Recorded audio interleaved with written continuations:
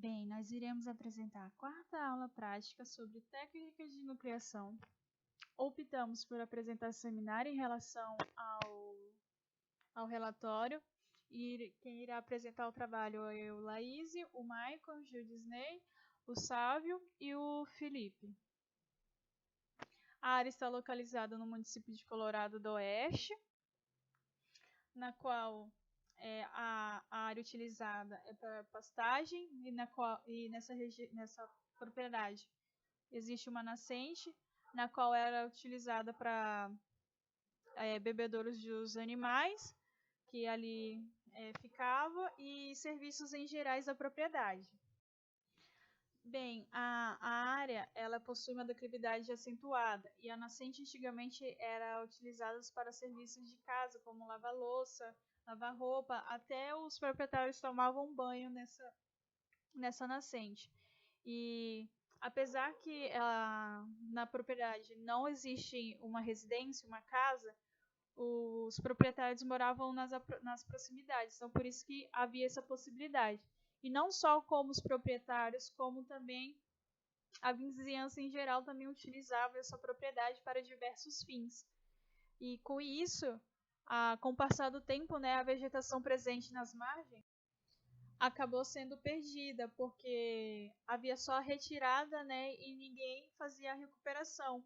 Com isso, pode-se notar, não tanto quanto a nascente, quanto a pastagem também apresenta grande grau de degradação, como mostra aqui nessas imagens. Pode-se ver que a propriedade, a pastagem dessa propriedade está bem degradada. Mesmo na época chuvosa, pode-se ver que a pastagem praticamente quase não existe.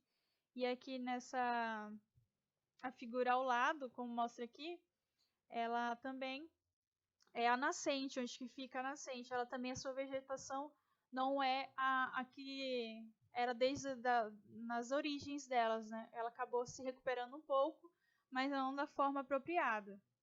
E a vazão também acabou sendo reduzida com o passar dos anos, que antigamente era bem grande e hoje em dia já não apresenta tanto volume de água. E aqui a gente vai apresentar um vídeo explicando bem como seria a área. Aqui pode-se ver a nascente, ali onde começou o vídeo, ali já é a sua vazão. Pode-se ver que é bem pouca, em comparação a antigamente, nem se compara. Aqui mostra um pouco como que ela é disposta e um pouco da pastagem que ali existe. Pode-se ver que não há muitas árvores na redondeza. Algumas conseguiram se recuperar, mas não da forma correta, por isso se há a necessidade de fazer essa recuperação com a implantação de novas árvores.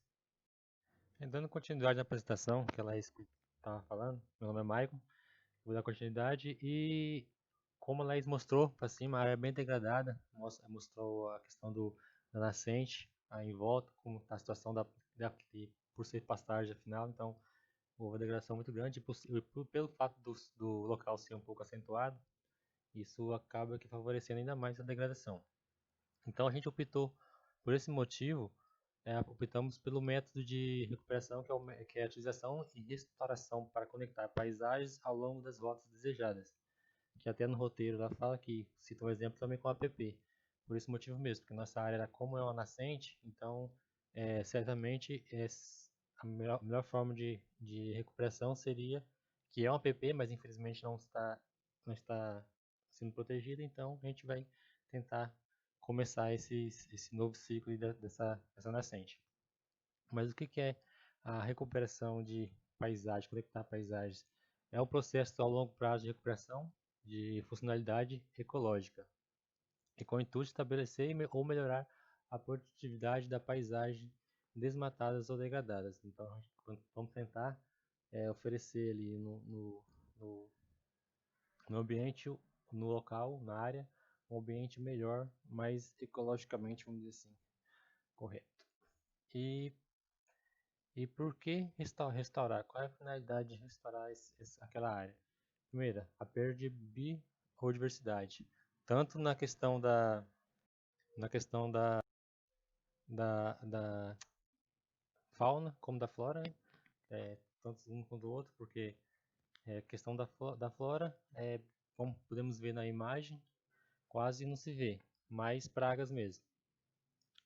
Já consequentemente a fauna também fica bem escassa, não tem essa diversidade de animais, aves, etc, insetos, etc.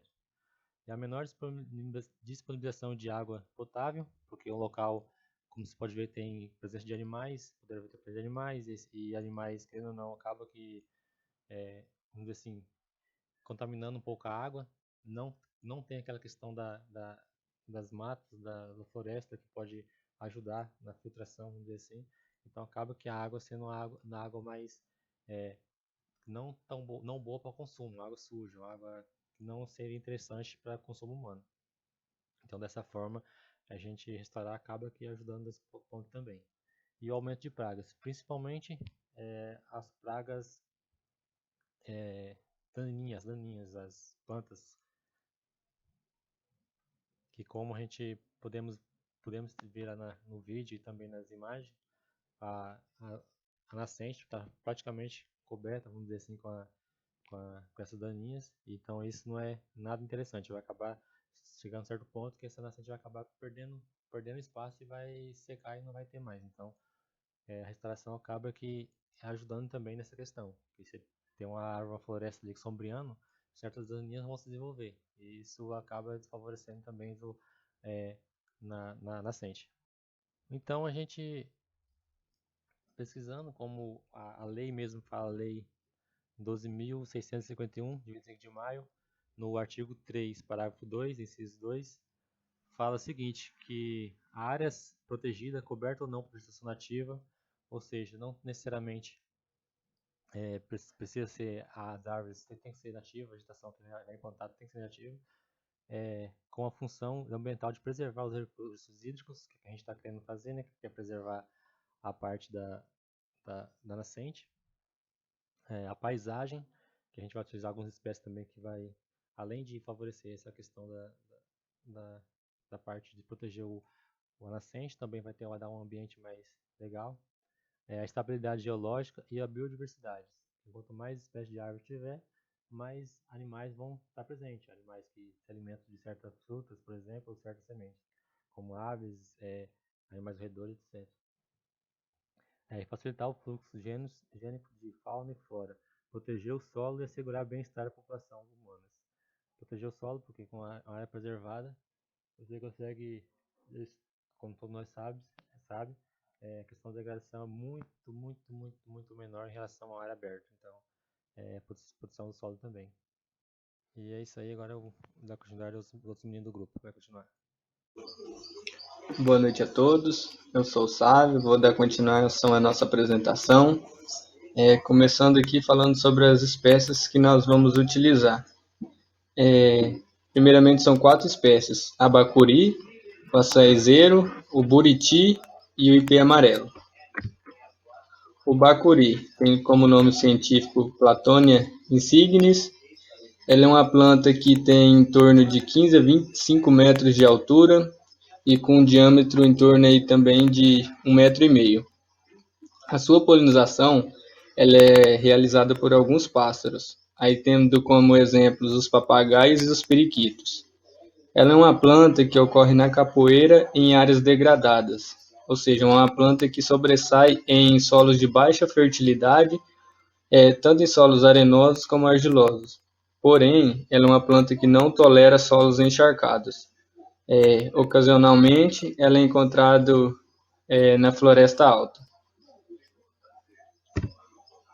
Aqui já em relação à sua produção de fruto, em torno de 50 árvores por hectare, pode chegar a produzir em torno de 9,5 toneladas de fruto. E cada árvore tem sua produção em torno de 400 frutos. E uma das características dessa planta é que ela descansa de um ano para o outro. Ou seja, se ela chega a produzir nesse ano, em 2021, normalmente elas vão descansar e vão produzir somente em 2022. Aí já em relação ao seu uso, em relação ao fruto, são usados no suco, creme, sorvete, geleia, doce. Também pode ser usado aí na fabricação de pudim, tortas, iogurte, chopp, licor. E também pode ser utilizado como óleo aí na fabricação de sabão. Isso pode ser utilizado também no tratamento de doenças de pele e também pode ser utilizado aí como um remédio cicatrizante para animais e também pode ser utilizado na forma de cosmético. E o bacuri, ele tem uma resina amarela, que é muito utilizado no tratamento de herpes, e não só na herpes também, como outros problemas na pele. E o bacuri, ele pode ser vendido só madeira, só que só madeira não é tão valorizado. Em torno aí de 10 frutos paga a venda dessa madeira. Então, se os produtores aí pensar na produção do bacuri, é mais para a venda dos frutos. Aí agora falando um pouco sobre o açaizeiro, ela é uma planta que pode chegar até 30 metros de altura. Ela é uma planta nativa das várzeas da região amazônica e ele é o fruto do açaizeiro, é um alimento muito importante na dieta dos habitantes da Amazônia. Ela é uma planta que se encontra muito em solos alagados, e estima-se que em torno de 80% da produção dos frutos tem origem no extrativismo, e nos outros 20% são provenientes de açaizais manejados e cultivados em várzeas e terra firme. A sua produção ela tem início a partir do terceiro ano, porém a sua produtividade ela é em torno de 3 toneladas por hectare. É um fruto que é colhido durante todo o ano e ele é muito utilizado também na prevenção contra enfermidades cardiovasculares. E sua origem, aí como eu disse, é muito utilizado nos habitantes da Amazônia. Só que hoje ele já é uma planta aí difundida no Brasil inteiro, tanto aí na fabricação de sorvete, licor, doce, geleia. E o buriti, ele tem uma altura aí que pode chegar até 35 metros e seu diâmetro aí em torno de 23 a 50 centímetros, e habita os terrenos baixos alagáveis, conhecidos aí como os igapós. E também eles estão presentes à margem de rios e igarapés, formando aí características miritizais ou buritizais. Ele é uma planta de origem amazônica.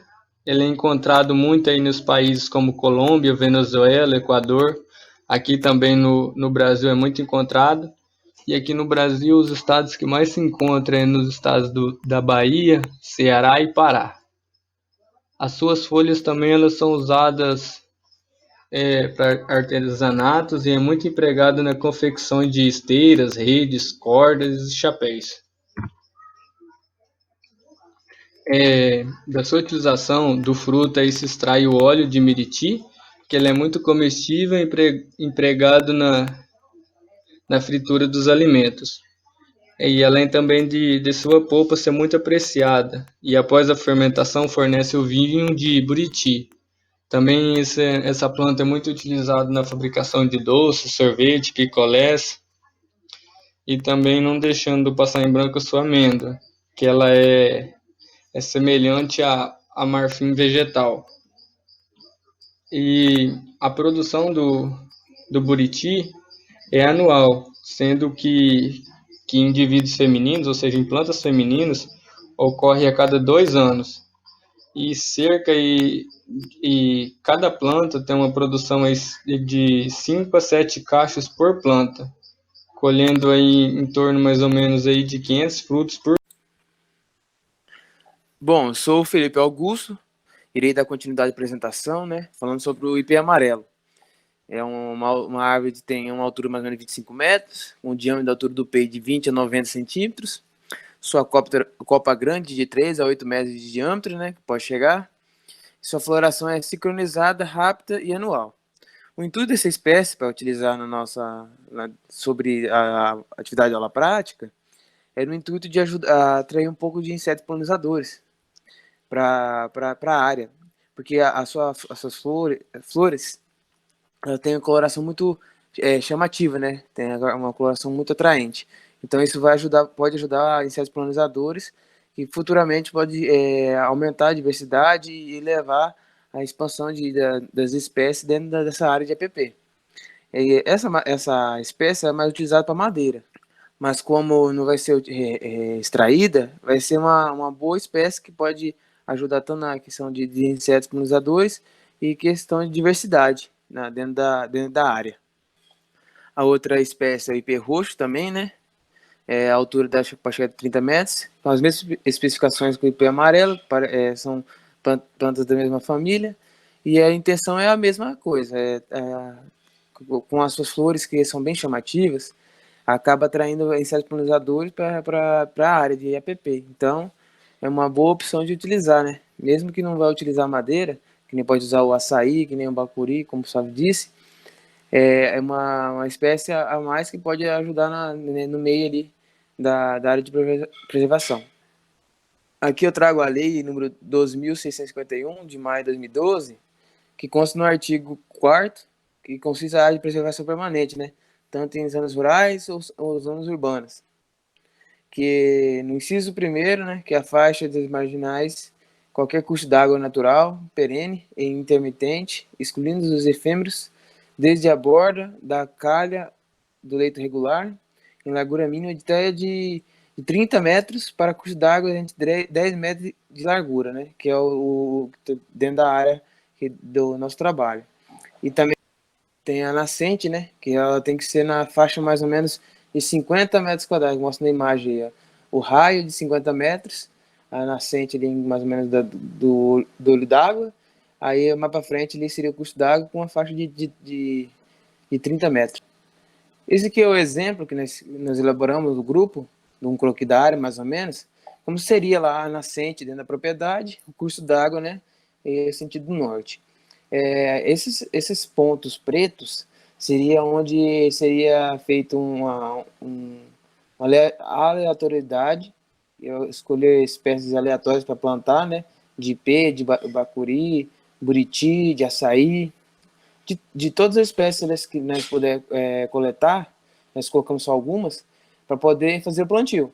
E essa região vermelha, essa região mais próxima do curso d'água e da nascente, colocamos as mudas de açaí e buriti, porque são plantas que espécies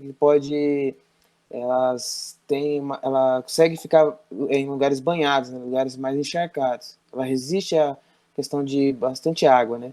Então, a ideia de colocar essas espécies próximas do rio, porque elas vão sobreviver, conseguir se manter próximo dos cursos d'água, né?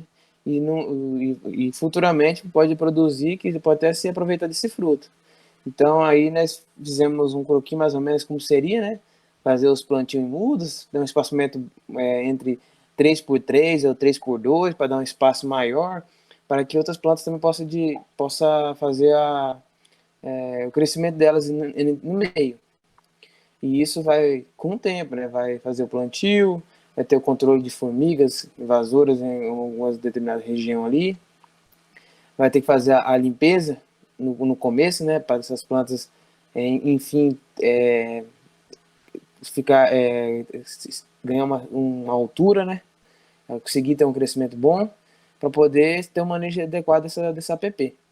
E é isso, finalizamos mais uma apresentação, mais um trabalho, né? Seria a última aula prática, né? Agradeço pela atenção e a elaboração dos colegas para elaborar a apresentação, né? Mesmo numa época difícil aí, bem complicada, né? Mas conseguimos fazer o trabalho bem tranquilo. Só tenho a agradecer por tudo e muito obrigado.